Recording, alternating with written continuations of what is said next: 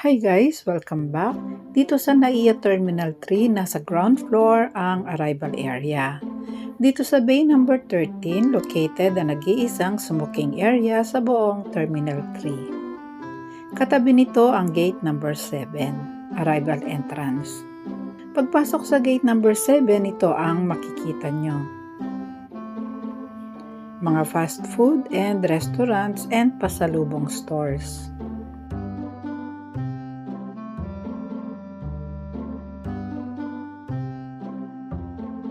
Nasa bandang ilalim ng hagdan ang free water drinking station. Kung hindi masela ng tiyan nyo, pwede kayong uminom dyan at mag-refill ng inyong water container ng walang bayad.